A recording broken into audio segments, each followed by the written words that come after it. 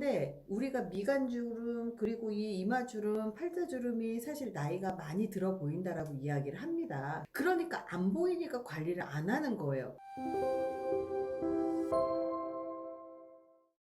두 번째가 피부예요.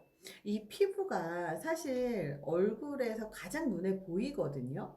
근데 우리가 미간주름 그리고 이 이마주름, 팔자주름이 사실 나이가 많이 들어 보인다라고 이야기를 합니다. 근데 그것도 맞지만 또 다른 요소들이 있어요. 첫 번째가 바로 눈에 띄는 게 뭐냐면 미간주름하고 이 이마주름이거든요. 근데 저 같은 경우도 이마주름하고 미간주름 말하면서 이렇게 치켜뜨는 버릇이 있어서 그래서 저는 사실은 보톡스를 두 번째가요, 팔자주름하고 여기 꺼짐이에요. 그래서 요거 같은 경우는 평상시에 아이웨어 있죠. 요거를 정말 잘해야 돼요. 우리의 얼굴이요.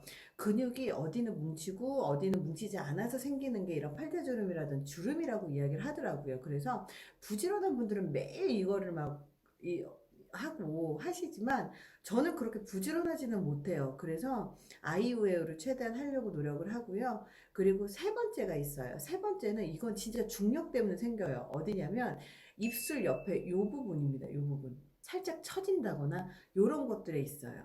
이 세 가지가 나이를 가장 많이 들어 보이는 요소거든요. 근데 사실은 우리가 스스로 거울을 봤을 때 괜찮은데 이런 생각을 해요. 근데 남들이 봤을 때 이미 나이가 들어 보이는데 괜히 기분 좋으라고 30대 중반으로 보여요. 20대 후반으로 보여요. 막 40대가 안 된 것 같아 보여요. 이렇게 얘기를 하지만 사실은 아니더라고요. 실제로 사람들이 봤을 때 우리 얼굴은 우리 나이대로 보이거나 우리 나이보다 더 많이 보여요.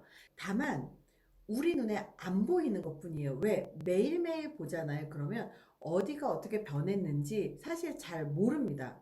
그러니까 안 보이니까 관리를 안 하는 거예요. 그래서 나중에 주름이 다 생기고 난 다음에 이제 이게 언제 생겼지?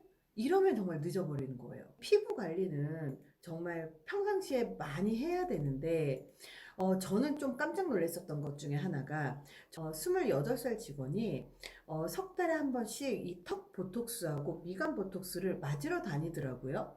그래서 28살도 관리하는구나를 알게 됐습니다. 그래서 이렇게 피부 관리를 하는 것이 꼭 샵에 가거나 그 피부과를 가야 된다고 생각을 하지만 사실 저도 가끔 피부과를 갑니다.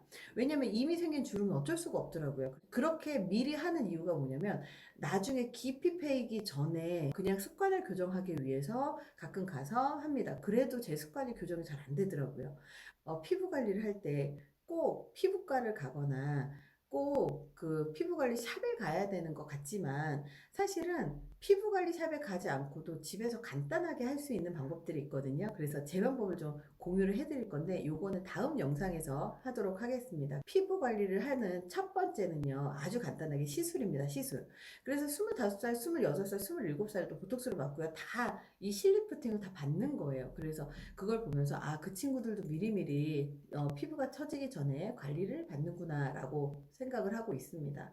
그래서 어떤 분들은 사각턱이 싫어서 보톡스를 맞기도 하고 턱 근육, 미간주름 이런 것 때문에 가장 눈에 띄는 부위이기 때문에 이렇게 하기도 하지만 한번 시작하면 계속 해야 된다는 단점이 있습니다. 그래서 피부를 관리하지 않으신 분들 중에 너무 깊게 주름이 패이신 분들은 정말 필러를 맞기도 해요. 그래서 그렇게 하기 전에 우리가 미간이나 이마주름을 관리하기 위해서 하기도 하고 실리프팅을 하기도 합니다. 집에서 관리를 하려면 몇 가지 기준을 갖고 있어야 되는데요.